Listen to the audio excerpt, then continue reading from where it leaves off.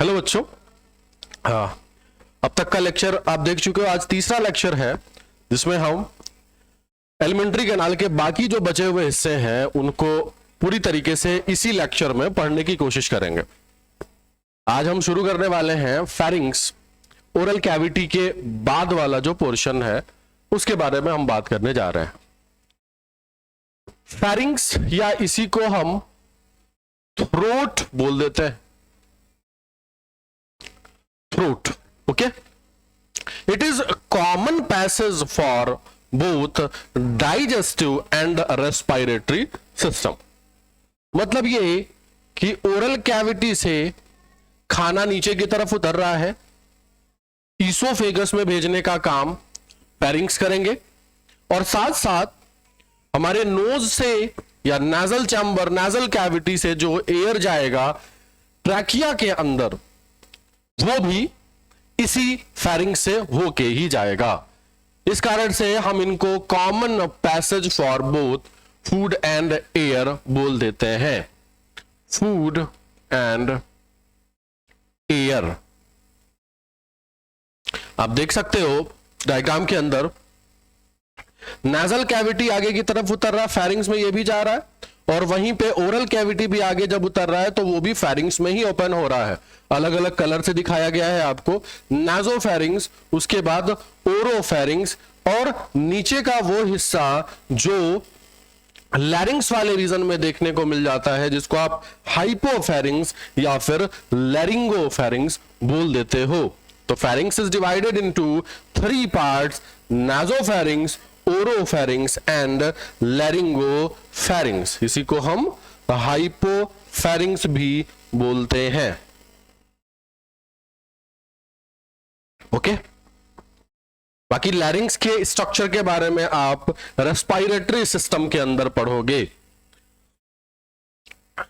आपने अभी बताया कि pharynx is the common passage for both food and air.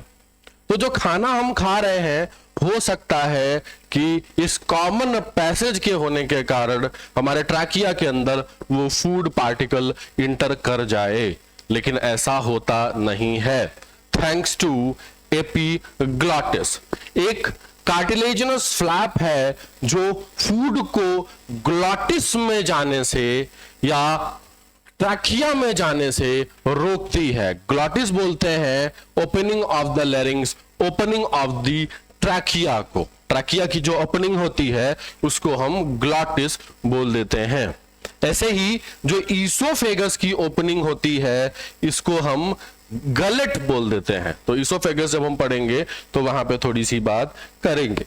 Okay, आप देख रहे हो नाजोफेरिंग्स, ओरोफेरिंग्स एंड लैरिंगोफेरिंग्स। नाजोफेरिंग्स मिडिल ईयर से भी जुड़ता है through Eustachian tube, through Eustachian tube.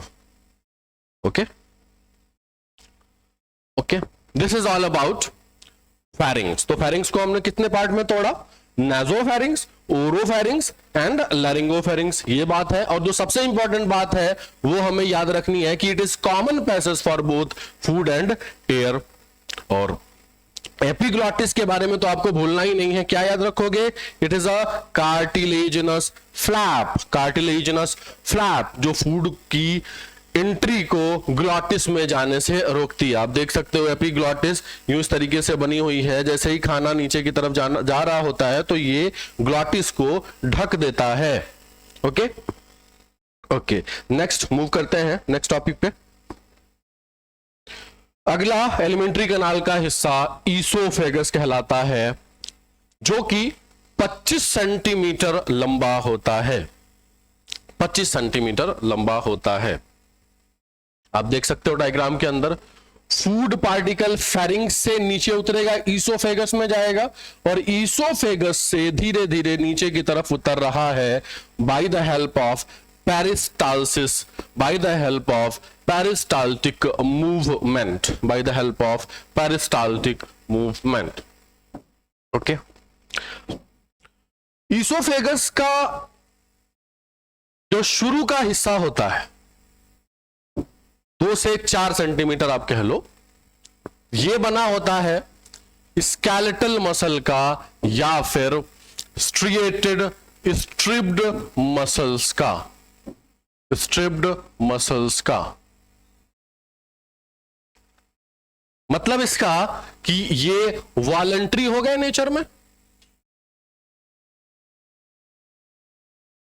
उसके बाद जो मिड पोर्शन है ये मिक्स्ड होता है, मतलब involuntary and voluntary, smooth muscle and skeletal muscle दोनों से मिलके बना होता है। इसलिए हमने इसको एक यूनिक वर्ड दे दिया है। It is unique as it is made up of partly skeletal muscle and partly smooth muscle.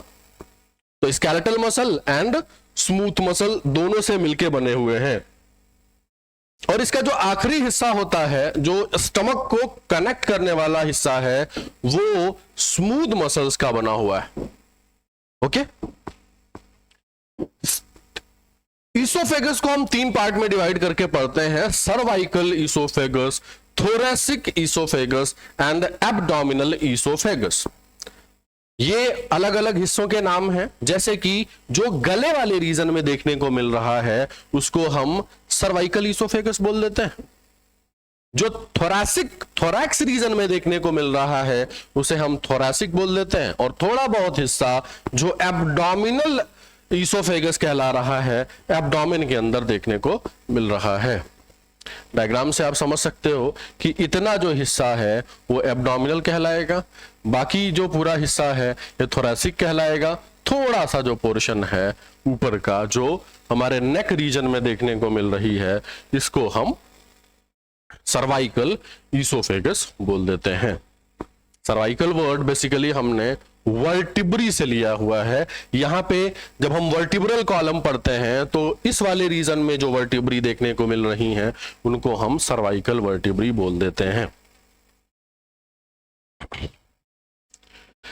Posterior part मतलब कि जो ईसोफेगस का आखिरी हिस्सा है, इसके पास एक सर्कुलर मसल देखने को मिलती है जिसको आप गैस्ट्रो ईसोफेजियल स्फिंक्टर बोल देते हो।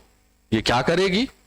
तो controls the opening of the oesophagus into the stomach. मतलब जो हम खाना खा रहे होते हैं, खाना जो फूड पार्टिकल होता है सबसे पहले वो बोलस में कन्वर्ट होके ईसोफेगस में उतरता है और ईसोफेगस के बाद उनकी एंट्री हमारे स्टमक में होनी होती है।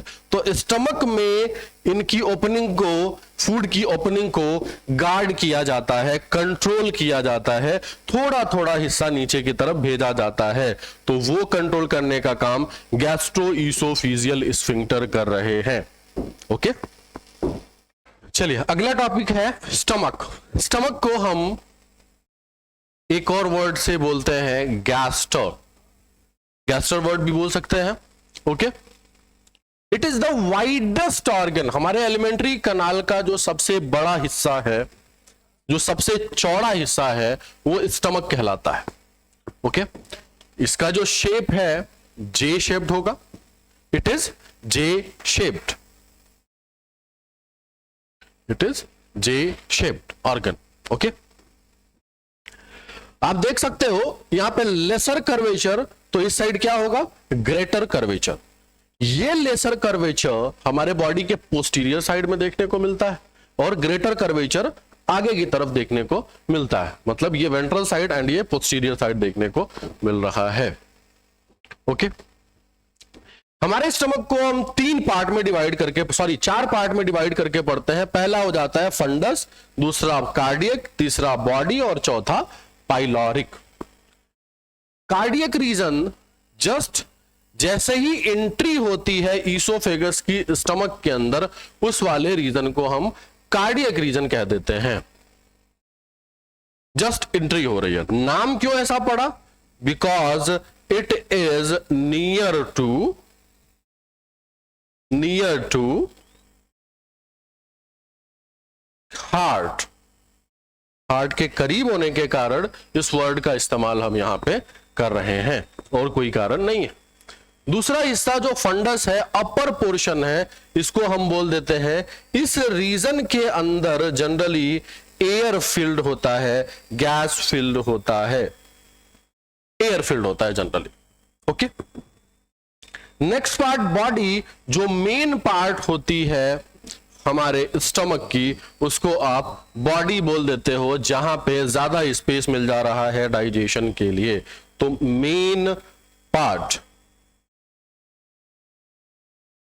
और लास्ट पार्ट होता है पाइलोरिक, जो स्टमक को कनेक्ट करेगा स्मॉल इंटेस्टाइन के ड्यूडेनम रीजन से। तो it connects stomach to small intestine. Okay, next जो है स्टमक के बारे में, sorry, pyloric stomach leads to small intestine by an opening pylorus।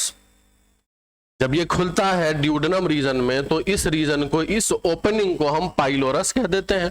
और इसी पाइलोरस रीजन के अंदर एक स्फिंक्टर हमें देखने को मिलेगी, जिस स्फिंक्टर का नाम पाइलोरिक स्फिंक्टर हो जाता है। जिस तरीके की स्फिंक्टर हमको ऊपर ईसोफेगस में देखने को मिल रही थी, वैसे ही यहां हमको पाइलोरिक रीजन में देखने को मिलेगी। वहां पे हमने नाम दे दिया था गैस्ट्रो ईसोफिजियल, और यहां पे हम नाम दे देंगे पाइलोरिक स्फिंक्टर। ओके, हमारे स्टमक का जो इनर वॉल होता है, जो इनर लेयर होती है, म्यूकोसल लेयर, उस रीजन में कुछ इर्रेगुलर फोल्डिंग्स देखने को मिलती है। उन फोल्डिंग्स को हम र्यूगी बोल देते हैं। म्यूकोसा, म्यूकोसल लेयर में देखने को मिल रहा है ये। इसके बारे में हम फिर से बात करेंगे जब हम हिस्टोलॉजी ऑफ एलिमेंट्री कैनाल पढ़ेंगे वहां पे। ओके,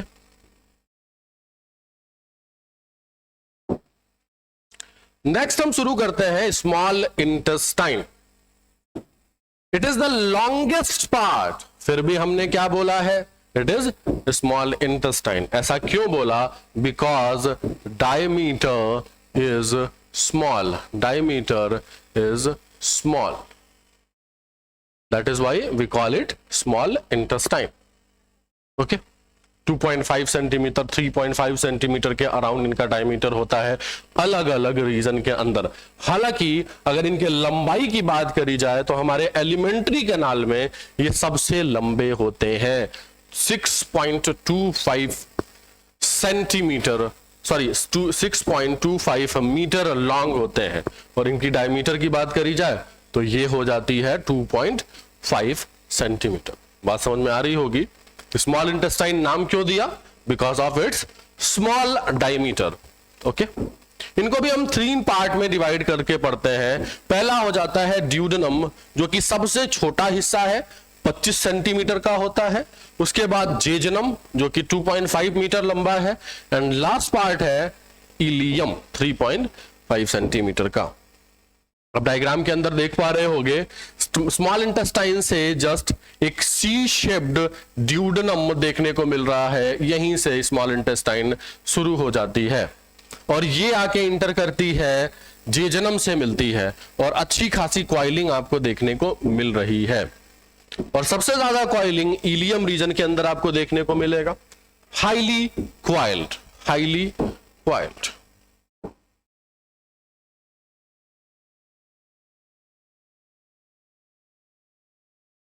ओके, नेक्स्ट हम बात करते हैं इस टॉपिक के बारे में। अभी मैं डिस्कस नहीं करना चाह रहा था, आगे चल के हम हिस्टोलॉजी में इसको भी पढ़ेंगे। लास्ट पार्ट हमारा बचा है लार्ज इंटेस्टाइन। लार्ज इंटेस्टाइन, जिस तरीके से हमने स्मॉल इंटेस्टाइन वर्ड वहां पे यूज किया, किसके लिए यूज किया? डायमीटर वहां पे छोटी थी, यहां पे डायमीटर ज्यादा होती है। Diameter is large, that is why इनका नाम लार्ज इंटेस्टाइन है। लंबाई की बात करोगे तो सिर्फ ये 1.5 मीटर ही लंबी है। स्मॉल इंटेस्टाइन से बहुत छोटी है। वहां पे 6.25 मीटर था, यहां पे 1.5 मीटर है।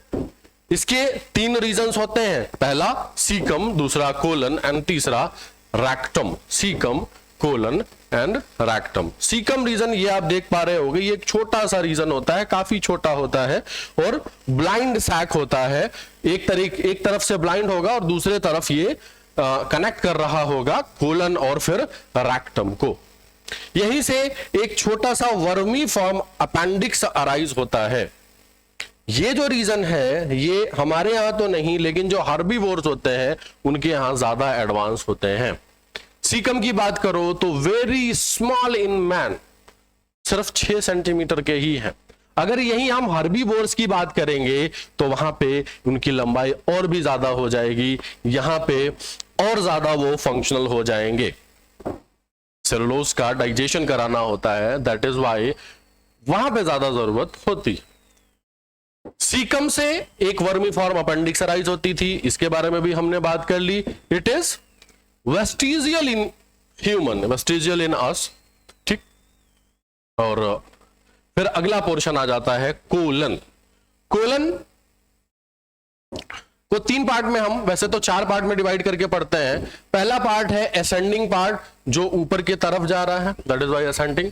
फिर ट्रांसवर्स, उसके बाद नीचे की तरफ आप आ रहे हो तो डिसेंडिंग। और ये जो छोटा सा पोर्शन है जिसको पेल्विक कोलन बोला गया है, एक और नाम आप दे सकते हो sigmoid colon. Sigmoid colon. Sigmoid colon के बाद रैक्टम शुरू होता है और रैक्टम कंटिन्यू करेगा आगे एनल कनाल में, और एनल कनाल के बाद एनस, जो कि गार्डेड होती है एनल स्फिंक्टर की मदद से, जहां से फीकल मैटर या डिफिकेशन होता है। एनल स्फिंक्टर 2 होंगे, एक एक्सटर्नल और दूसरा इंटरनल।